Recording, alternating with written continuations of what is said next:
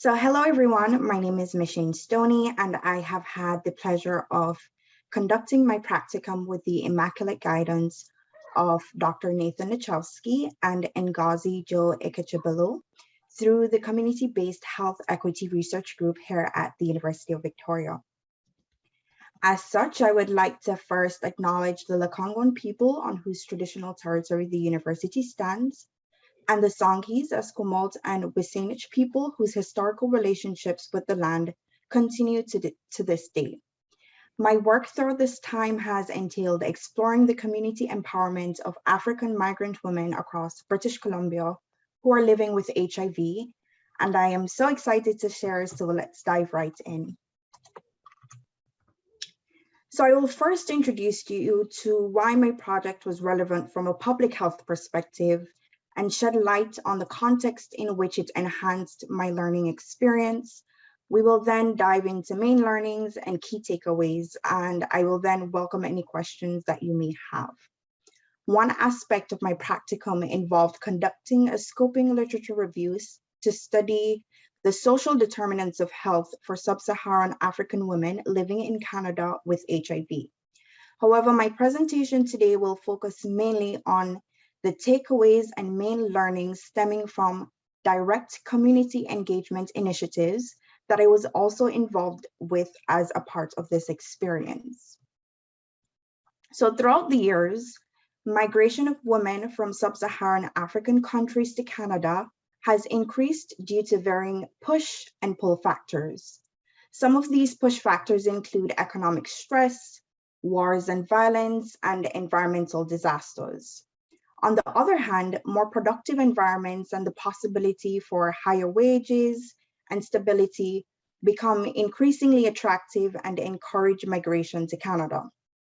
Moreover, data throughout my literature review has shown that African-born immigrants represented a growing share of the foreign-born population, increasing from 1.4% in the 1971 census to 8.5% in the 2016 census.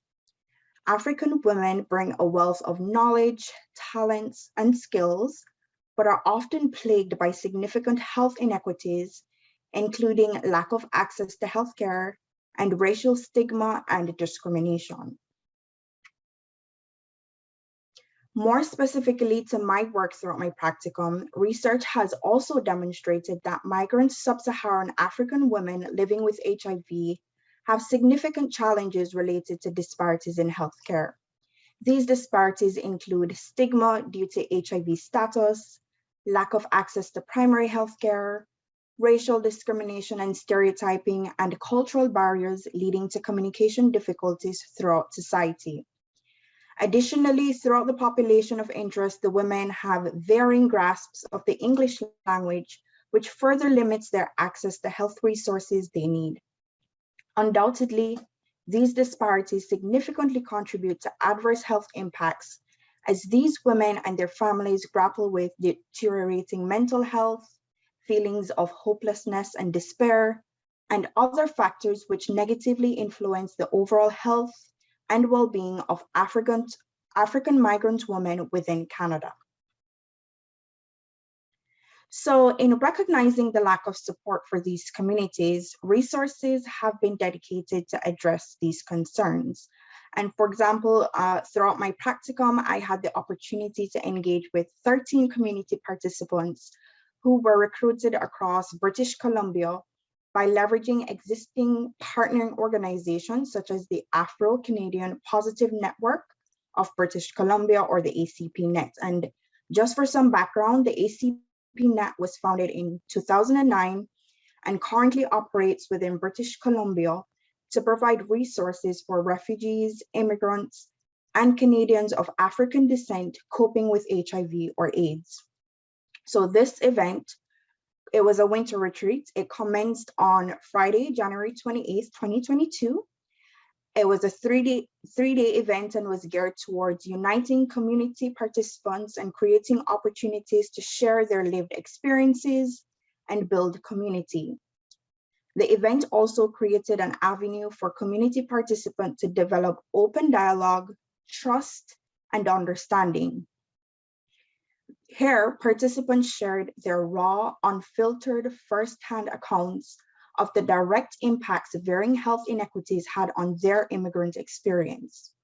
This was undoubtedly emotionally impactful for all involved. One of the main learnings from this work includes the need for collaboration and funding to effectively mobilize community interventions, programs, and initiatives. For example, the winter retreat, which I just spoke about, could not have been possible and as impactful within the community without organizational collaborations among critical groups, including the Vancouver Foundation, APCNet, the Center for Gender and Sexual Health Equity, as well as the Faculty of Human and Social Development here at UVic. These collaborations resulted in the organization having a budget of approximately 20,000 Canadian dollars to support the initiatives. Another critical takeaway involves the importance of intentionally working to disrupt existing power imbalances by forming meaningful connections between community participants and public health practitioners. Engaging with these women showcased the untapped potential to build trust between public health workers and their communities of interest. The experience also explicitly demonstrated the potential not being maximized by these women due to the myriad of barriers and health inequities they face daily.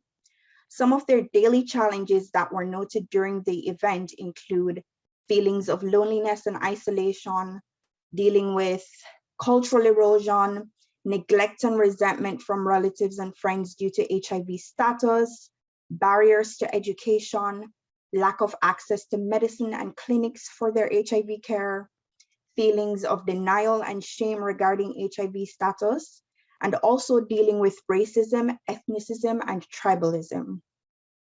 From a broader perspective, it is in the best interest for public health initiatives to support such communities, educate and empower, and give a voice to the voiceless such that they can maximize their full potential and exercise their full right to migrate, live, work, and grow their families in Canada. So overall, this experience has emphasized that there is a dire need for more peer-to-peer support within these communities. For example, it was highlighted that there are only a few educated peer resources, and as such, they have the potential to become quickly overburdened by the needs of everyone facing challenges. Another key takeaway was the need for more resources to address the needs of serodiscordant couples, i.e. couples which only have one person who is HIV positive. One community participant noted that while she is grateful for events such as the winter retreat that was held, which educates and empowers her, persons such as her partner who is directly impacted by her challenges are still left feeling very unsupported. Furthermore, feedback from participants emphasized the growing trends in immigration as persons seek stability in other countries such as Canada. This general increase in migration trends showcases the need for increased resources allocated to ensure healthcare services are readily available to immigrants upon their arrival. And lastly, these anecdotal accounts throughout my practicum undoubtedly stress the importance of educating the broader population on respecting and valuing diversity. There can be an equal and fair opportunity for everyone to be productive and live a meaningful and purposeful life in Canada. So that concludes my presentation. Thank you so much for listening. I also want to congratulate all my peers here for making it to the end of such a fulfilling learning experience, and all the best for all the presenters to come. I will now open the floor for questions. Thank you.